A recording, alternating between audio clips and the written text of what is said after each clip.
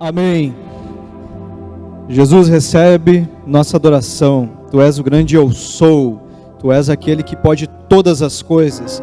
Nosso objetivo aqui hoje é exatamente esse: te adorarmos, reconhecemos que tu mereces a honra, que tu mereces a glória, Senhor.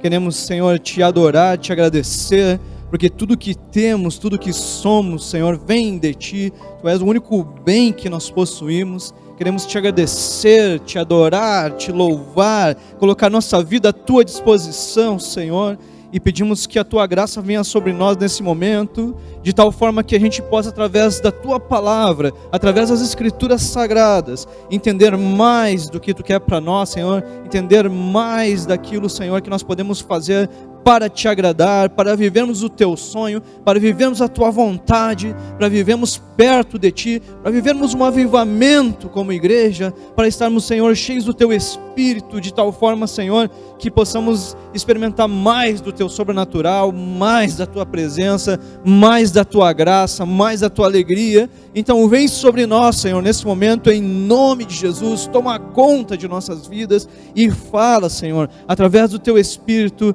em nós, Pai. É a nossa oração em nome de Jesus. Amém. Amém.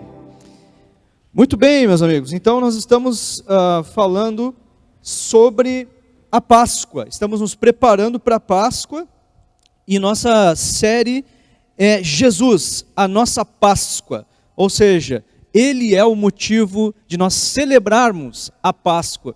E na semana passada, o pastor Tiago Melo falou aqui sobre a importância de nós celebrarmos a missão de Jesus. Celebrarmos que Jesus foi profeta perfeito, sacerdote perfeito, rei perfeito, né? Que Ele ainda é para as nossas vidas sacerdote, rei, profeta. E nós estamos então celebrando a Páscoa de diferentes formas, nesses dias que antecedem a Páscoa. E eu queria te convidar hoje a você celebrar a divindade de Jesus. Quero que a gente faça um tempo aqui, de fato, de celebrarmos, de comemorarmos a divindade de Jesus, o fato de Jesus ser Deus. Eu queria que você entendesse a importância que isso tem nas nossas vidas, né? Então, nós celebramos essa graça, celebramos isso porque Jesus usou a sua divindade para nos salvar, né? E por isso, irmãos, eu queria que nós olhássemos um pouco sobre o que Jesus falou sobre si mesmo com relação a Ele ser Deus. Interessante, se a gente olha para João 10, versículo 30, Jesus disse lá: eu e o Pai somos um. E não só isso, meus irmãos, em João também, ele disse no versículo, ali no capítulo 14, versículos 6 até o 9, o seguinte: Jesus respondeu: eu sou o caminho, a verdade e a vida. Ninguém vem ao Pai senão por mim. Irmãos, ele estava dizendo, não estava dizendo que o Pai estava no bolso dele. Ele estava dizendo: ninguém vem ao Pai porque eu sou o Pai. Porque eu sou o Pai. Interessante que como continua: se vocês me conheceram, conhecerão também o meu Pai. E desde agora, vocês o conhecem e têm visto. Filipe disse a Jesus: Senhor, mostre-nos o Pai, e isso nos basta. Jesus respondeu: há tanto tempo estou com vocês, Filipe, e você ainda não me conhece. Filipe disse: Jesus, nos ajuda a conhecer o Pai. Ele disse: tu não me conhece? Filipe, tu há tanto tempo não me conhece. Quem vê a mim, vê o Pai. Como é que você diz: mostre-nos o Pai? Eu sou o Pai. Então Jesus é o grande Deus, Jesus é o Pai, e ele falou isso de diversas formas, não só esses dois textos, vários outros textos, né? Então Jesus, ele é Deus, ele é o Deus Pai, ele é o Deus maior, ele é um Deus só, ele é Pai, Jesus, Espírito Santo. Jesus é o Deus, o grande Deus, o único Deus. E meus irmãos, quando a gente ouve Jesus falar sobre si mesmo, que ele é Deus, o que aqueles homens fizeram na época? Entenderam que era blasfêmia, que quiseram matar Jesus. Se você ler tanto João 10 quanto outros textos, quando ele termina de dizer isso, eles pegam em pedras, vão matar esse cara, né? Eles entendiam claramente o que Jesus estava dizendo. Agora, irmãos, se a gente entende que Jesus dizia que era Deus. Só restam duas opções para nós. Ou eu acredito que ele é Deus, ou então ele é um maluco. Não tem a terceira opção de, Jesus ele era um bom homem, era um homem sábio, inteligente, mas não era Deus. Meu irmão, o sujeito que diz que é Deus e não é maluco. Não pode ser um grande homem, grande filósofo, grande sábio, etc. Se diz que é Deus, está louco. Agora, se ele for Deus de fato, então tá. Tem duas opções só. Jesus era Deus ou era louco, porque ele dizia que era Deus. E nós acreditamos que ele é Deus. Ele tem essa característica, esse atributo. Irmãos, mas e a coisa de dizer que é filho? Mas não é filho de Deus? Irmãos, o filho tinha um significado completamente diferente do que tem hoje, na época, né? Tanto que se você olhar 1 Reis 20, 35, você vai ver a expressão sendo usada para filhos dos profetas. Quando diziam eles são filhos dos profetas, não significa que eles eram filhos de sangue dos profetas, é que eles eram do grupo dos profetas. Eles eram da mesma espécie, da mesma categoria, eles tinham a mesma função, né? Neemias também apresenta lá, no capítulo 12, verso 28, a expressão filhos dos cantores. Não significa que eles eram filhos mesmo de sangue dos cantores. Eles eram cantores. Eles eram discípulos, eles eram da mesma categoria, eles eram cantores, né? E, meus irmãos, a palavra filho de Deus, ela é utilizada para falar de Jesus, que era Deus. Ele era da ordem de Deus, ele era Deus, né? Era uma afirmação de que ele era Deus. Tanto que, vocês olharem os textos que ele diz, eu sou filho de Deus, os caras vinham para matar ele, porque ele estava dizendo que era o próprio Deus, né? Então, ser filho de Deus significa ser Deus, né? Tem outros exemplos lá também, por exemplo, em Atos 4,36, aquele sujeito, o Barnabé, é chamado de filho da exortação, filho do encorajamento. Mas ele era filho do encorajamento? Não, ele era um encorajador. A expressão é usada em vários outros lugares, né? Os apóstolos lá que foram chamados de filho do trovão, eram conhecidos como filho do trovão. Ele era filho do trovão? Não, eles eram como o trovão, eles eram a mesma espécie, era comparado, né? Então, meus irmãos, filho significa ser Deus, né? E é interessante olhar para um outro momento que Jesus está falando categoricamente que ele era o único Deus, Deus lá do Antigo Testamento, porque a gente conhece a passagem em que Deus falou com Moisés diretamente lá, através da sarça, né? E o texto lá de Êxodo 3 diz o seguinte: Deus disse a Moisés, eu sou o que sou. Disse mais, assim você dirá aos filhos de Israel, eu sou, me enviou a vocês. Moisés perguntou, mas como é que é o teu nome? O que eu vou dizer para eles quem tu é? Qual é o teu nome? E ele disse, fala para eles que eu sou. Eu sou. Foi o que Deus disse para Moisés. E aí quando Jesus vem, ele fala o seguinte com os judeus lá em João capítulo 8. Abraão, o pai de vocês, alegrou-se por ver o meu dia. E ele viu esse dia e ficou alegre. Então os judeus lhe perguntaram, você não tem nem 50 anos e viu Abraão? Jesus respondeu, em verdade lhes digo, que antes que Abraão existisse, eu sou. E aí, meus irmãos, a coisa pegou, porque quando os caras ouviram, eu sou, os caras sabiam do que ele estava falando. O cara está dizendo que é Deus. E aí o versículo seguinte é qual? Pegaram pedras para atirar nele, mas Jesus se ocultou e saiu do templo. Queriam matar ele na hora. Por quê? Porque eu sou era uma coisa que gritava aos ouvidos das pessoas, porque eles entendiam, está dizendo que é Deus. Então Jesus dizia que era Deus claramente. E se você olhar, eu li João 8, se você olhar do capítulo 6 de João, até o capítulo 15, Jesus falou várias coisas como, eu sou o pão da vida, eu sou a luz do mundo, eu sou a porta das ovelhas, eu sou o bom pastor, eu sou a ressurreição e a vida, eu sou o caminho, a verdade e a vida, a gente já tinha lido, e eu sou a videira verdadeira. Jesus falou várias vezes, eu sou, para que caísse a ficha deles, eu sou Deus, eu sou aquele de Moisés, eu sou Deus. Irmãos, Jesus é Deus. E a Bíblia tem vários textos falando que Jesus é Deus. Eu li textos que ele diz sobre si mesmo que é Deus. A Bíblia fala de várias formas, em João 1, em Tito 2, categoricamente que Jesus é o nosso grande Deus e Salvador. Ele é o grande Deus, que era Deus desde o começo. Irmãos, quero te encorajar a você falar mais o nome de Jesus. Como assim? Às vezes a gente fala Deus me ajudou, Deus te abençoe. Só que há pessoas que às vezes estão pensando em deuses falsos, falam Deus te abençoe. Então você precisa falar, Jesus é Deus, Jesus te abençoe. Você precisa seguir Jesus. Não diga, você precisa seguir Deus. Você precisa seguir Jesus. Ele é o único Deus. Ele é o único Deus. Jesus. Jesus te abençoe. Jesus é o Deus que nós precisamos, irmãos. Ele é Deus. Tudo bem, Eduardo, mas tu falou então muitas vezes que Jesus é Deus e tal, mas onde tu quer chegar? Quero chegar no fato de que nós precisamos celebrar a Páscoa, porque Jesus usou a divindade, o Deus Criador, Todo-Poderoso, usou a divindade dele em nosso favor, em meu favor e em teu favor. Meu favor e teu favor.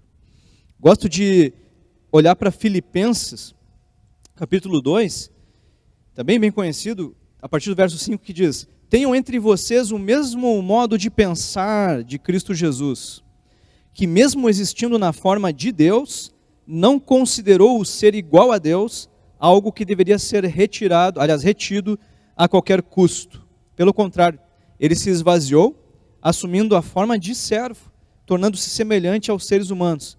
E reconhecido em figura humana, ele se humilhou, tornando-se obediente até a morte, e morte de cruz. Irmãos, Jesus usou a divindade dele para nos dar vida verdadeira. Jesus usou a divindade dele para perdoar e para salvar. Ele usou a divindade dele para ser amigo de pecadores. Meu amigo, teu amigo. E irmãos, se a gente pensa no tamanho de Deus, ele estava dizendo ali no texto, ele que era Deus, se esvaziou, resolveu ser humilde, obediente e se entregar por nós. Ele que era Deus. Eu gosto de me lembrar lá de Isaías 40, quando fala da criação. A Bíblia, muitas vezes, quando quer falar, olha o tamanho de Deus, ele fala, pensa no que Deus criou, pensa em tudo que Deus criou, né?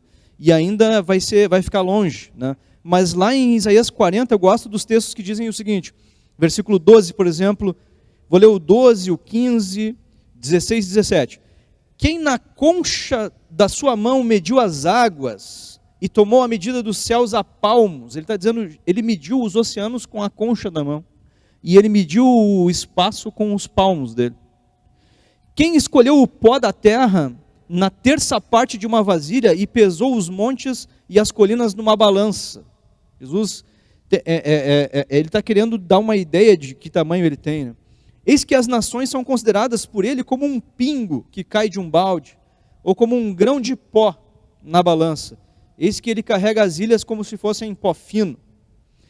E meus irmãos, isso é para nós termos uma ideia de quem é ele. No final, ali no versículo 17, ele diz, diante dele todas as nações são como coisa que não é nada. Ele as considera menos do que nada, como um vácuo. Irmãos, Jesus não é só tão poderoso assim, ele também é onisciente, onisciente. E aí eu queria que tu imaginasse comigo uma situação. Às vezes quando a pessoa entende muito de alguma ciência, de algum conhecimento, e as pessoas que estão perto dele cometem erros básicos nessa questão, a tendência é ter uma dificuldade de relacionamento, essa pessoa se afastar, né? A pessoa se sentir, vamos dizer assim, não pertenço a esse grupo, né? E Deus que sabe todas as coisas, Ele quis se envolver com a gente, nós que somos muito menores que Ele, não só em poder, mas também em consciência, em capacidade, em santidade, em todas as áreas. Jesus quis estar conosco. Jesus quis estar conosco. E Ele não é só onisciente, Ele é atemporal. A Bíblia diz em mais de um texto, no Salmo 39 e em 2 Pedro 3,8, que para Ele um dia é como 1000 anos. Ele é atemporal. E Ele quis se importar com a gente. Ele usou a sua divindade para nos servir, para nos abraçar, para nos salvar, para nos ajudar. Irmão, se a gente fosse pensar numa pessoa que se torna um peixe para ajudar os peixes do seu aquário, isso ia ser um exemplo muito raso do que Jesus fez. Foi uma diminuição muito grande de quem Ele é, para se ligar com a gente por amor, para se ligar com a gente por amor. Então a gente precisa agradecer muito nesse dia. Hoje a gente precisa celebrar muito, agradecer muito Jesus ter usado a divindade dele para nos alcançar, para nos amar incondicionalmente, né? É interessante lembrar o evento da prisão de Jesus, né? Quando os soldados chegaram para prender ele, Pedro saca uma espada e tira a orelha do soldado. Jesus não só cura a orelha do soldado, como diz o que para Pedro? Pedro, se eu quisesse, o meu pai mandava legiões de anjos para acabar com essa história aqui. Legiões de anjos para acabar com essa história. E Jesus, ele disse, eu vim para salvar vocês, eu vim não para destruir os pecadores, eu vim para salvar os pecadores, eu vim para ter graça, para ter misericórdia, para olhar para vocês com graça, misericórdia, perdão.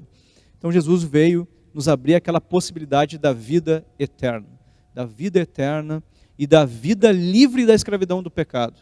Irmãos, se Jesus não tivesse usado a divindade dele a nosso favor, nós estaríamos perdidos para sempre. Nós não teríamos nem vida eterna e nem uma vida possível de viver aqui na terra. Seria o caos total. Jesus veio para nos dar não só a vida eterna, mas a possibilidade de nós não ficarmos sempre escravos do pecado, de nós não ficarmos só piorando, mas de buscarmos ajuda nele e sermos transformados, sermos restaurados, sermos renovados enquanto estamos aqui na terra. A importância, meus irmãos, desta divindade de Jesus. Somente Jesus poderia ter feito esse sacrifício. Só Deus poderia ter pago isso. Porque estavam todos endividados. Todos estavam devendo. Não tinha, na época do Antigo Testamento, o sujeito que tinha um pecado tinha que levar um animal para que aquele pecado fosse perdoado. Mas depois que ele vinha de novo com outro pecado, tinha que trazer mais um animal. Aquilo não tinha fim mais. E Jesus veio ser um sacrifício para sempre. Então ele precisava ser Deus. Só Deus podia ter feito isso. Um sacrifício único, suficiente por todos. O sacrifício daquele que não devia nada. O sacrifício daquele que era perfeito. O sacrifício daquele que, além do nosso entendimento, foi suficiente para que nós tivéssemos vida eterna e vida plena aqui na terra. Vida com sentido aqui na terra. A Bíblia chama isso de propiciação substitutiva. Ou seja, ele substituiu as nossas vidas com aquele pagamento, com a dele. A vida dele foi pagamento pela nossa, né?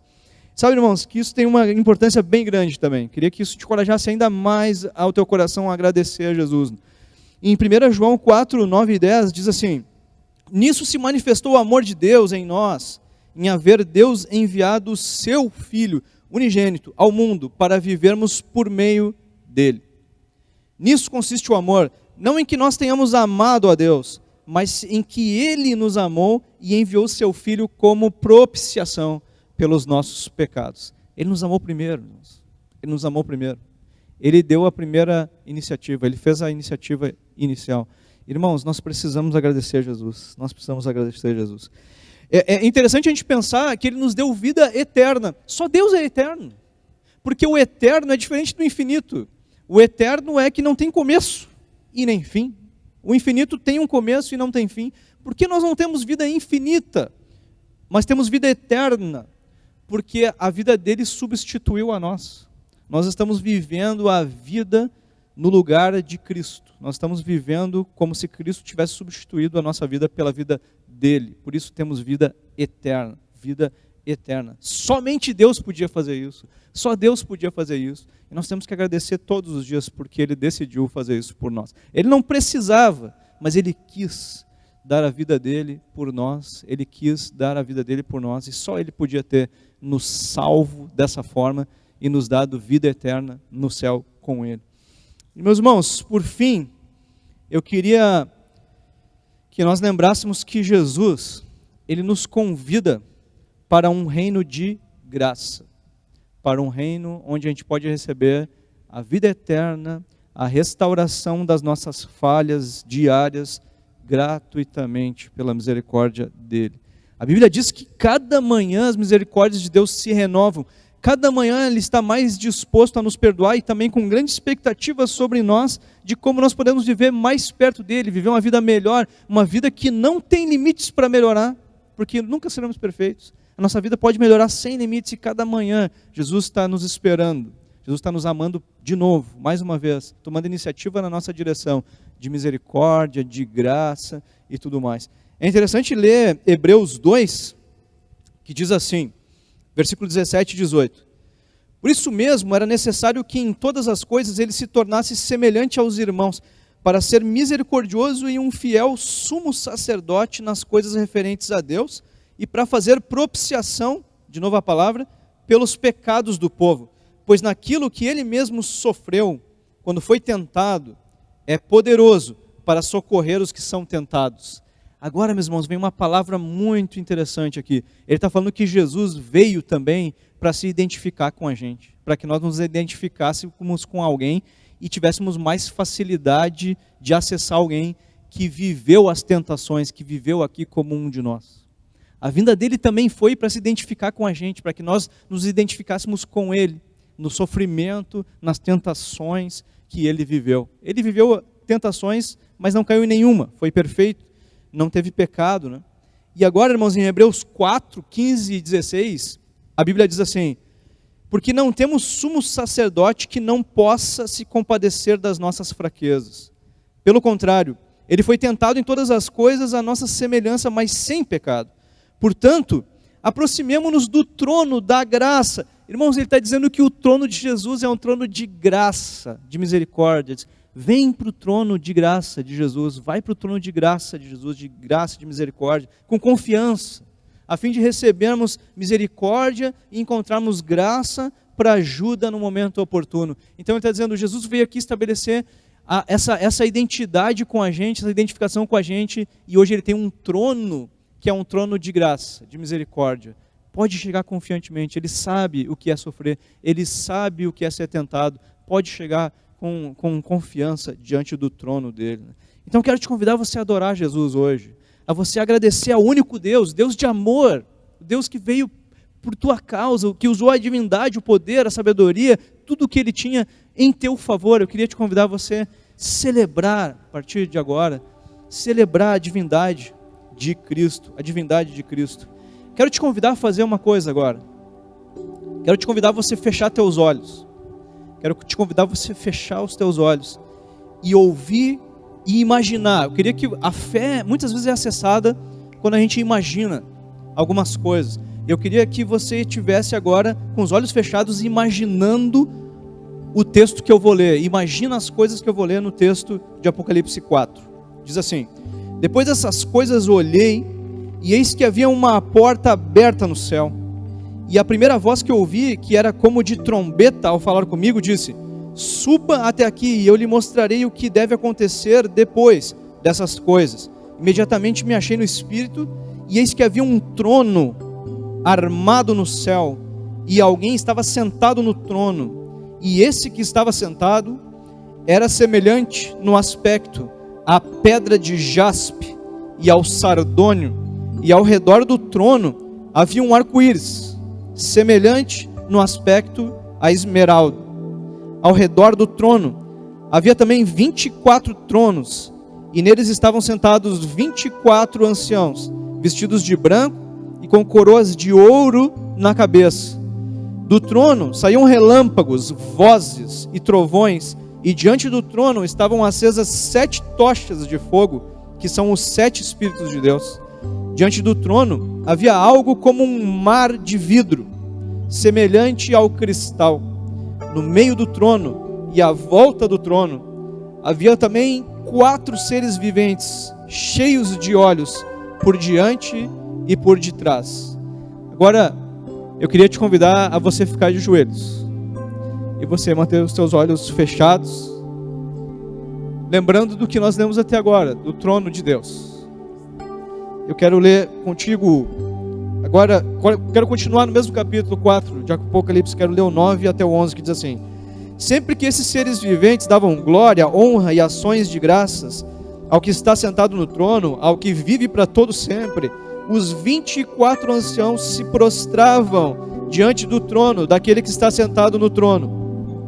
Adoravam o que vive para todo sempre. E agora o detalhe muito importante: depositavam as suas coroas diante do trono, proclamando: Tu és digno, Senhor, e Deus nosso, de receber a glória, a honra e o poder, porque criaste todas as coisas, e por Tua vontade elas vieram a existir e foram criadas. Irmãos, os 24 anciãos entregavam as suas coroas, tiravam e jogavam aos pés do trono, porque reconheciam que nada do que eles tinham era deles mesmos, que tudo que eles eram, tudo que eles tinham recebido, eram de Cristo, eram de Jesus, que tinha pago o maior preço de todos, para que eles pudessem ter alguma coisa.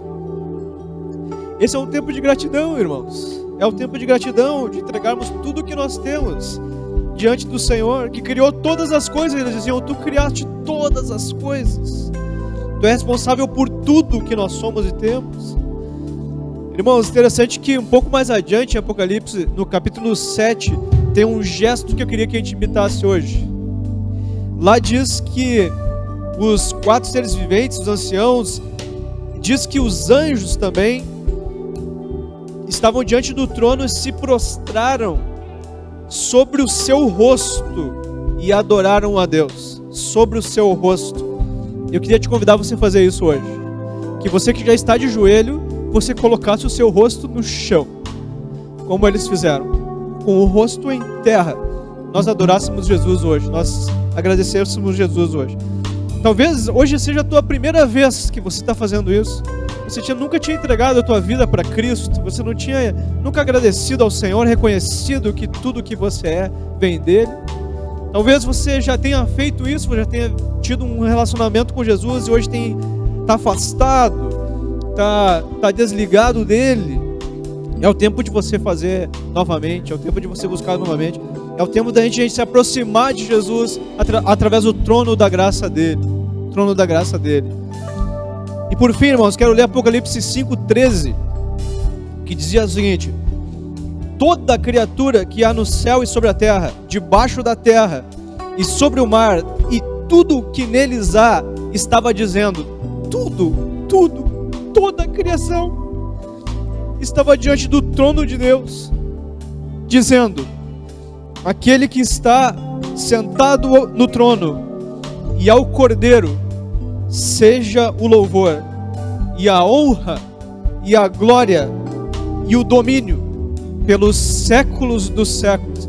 E eu queria te convidar agora, com o rosto em terra, nós estamos falando isso, agradecendo ao Senhor, honrando Ele, com uma música que tem exatamente esse texto bíblico. Eu queria que nós cantássemos essa música adorando o Senhor, de coração, como se estivéssemos diante do trono no céu.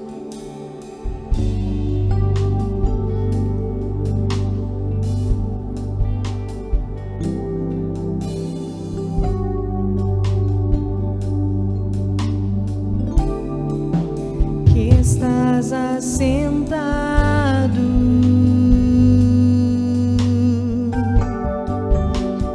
no trono,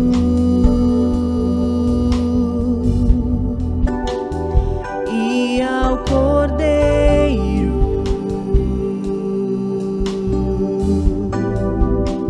seja o louvor.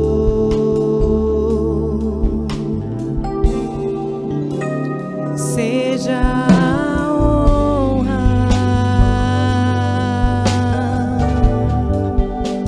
seja a glória, seja o domínio, pelos séculos dos séculos.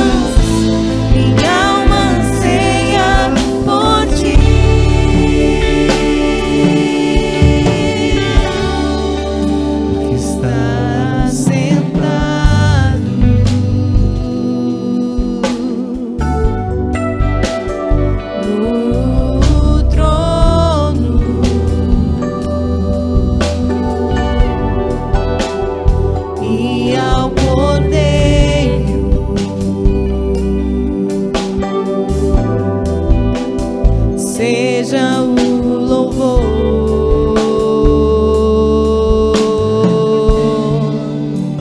seja a honra,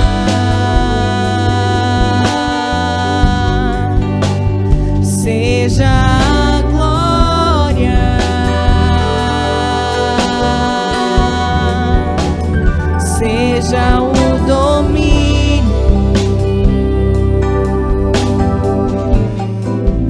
pelos séculos dos séculos.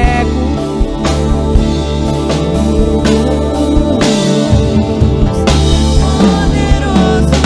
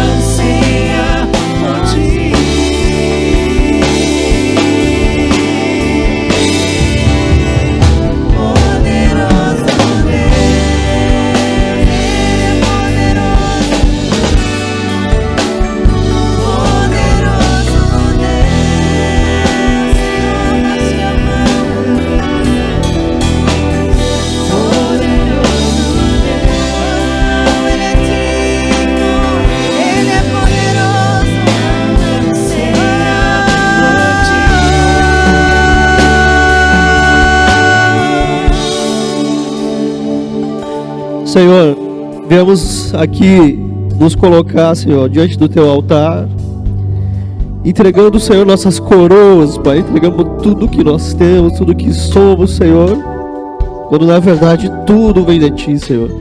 Reconhecemos que Tu é o dono, Senhor, de tudo que somos, de tudo que temos. Entregamos, reconhecemos, honramos a Ti nesse dia, Senhor. Queremos Te agradecer por ter usado todo o Teu poder, Senhor, toda a Tua divindade em nosso favor, Pai, toda a Tua glória, Senhor, em nosso favor, por amor a nós, Senhor.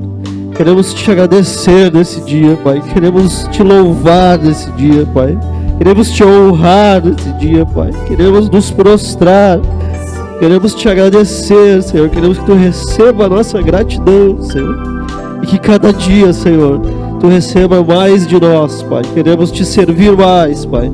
Queremos Te agradecer pela graça, pela misericórdia, mas queremos nos entregar a nós mesmos, Pai, diante de Ti, diante do Teu trono, para que Tu nos use como Te agrada, Pai. Em nome de Jesus, Pai. Obrigado, Senhor, por ter estado com a gente, poderoso Deus, pela Tua vida entregue por nós, Pai.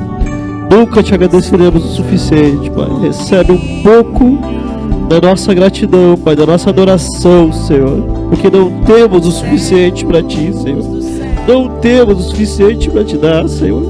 Te agradecemos, Pai, pela Tua graça, Pai, Te agradecemos, Senhor, Te louvamos, Senhor, nos colocamos inteiramente diante do Teu altar, Pai, reconhecendo que não somos nada, Pai, que precisamos de Ti. Obrigado, Senhor, pela confiança que temos de chegar até Ti, Senhor, do Teu trono de graça e de misericórdia, Pai. Obrigado, Senhor. Aguardamos a Tua vinda, Pai. Aguardamos o dia em que estaremos contigo, em nome de Jesus.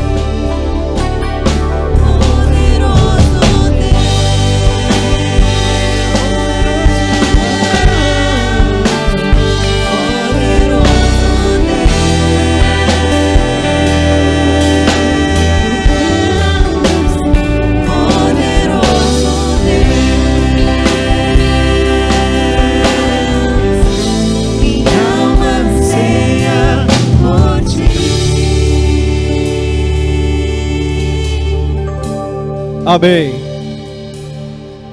Meu irmão, eu queria te encorajar a você fazer isso todos os dias. Nós precisamos agradecer, precisamos celebrar o Senhor. Ainda mais que estamos perto da Páscoa, onde nós celebramos a sua morte, a sua ressurreição. Que você tenha um tempo para agradecer ao Senhor sempre pelo que Ele fez por ti. Que você possa ajudar pessoas também a reconhecerem isso, a poderem chegar diante do trono dEle, não só para adorar, mas para também receber a graça, receber o que só Ele pode dar. Amém? Que Jesus te abençoe. Estamos encerrando nossa celebração. Que o Senhor possa te dar muitas alegrias nessa semana. Que você possa seguir celebrando, adorando, agradecendo por tudo que Ele fez por ti. Jesus te abençoe grandemente.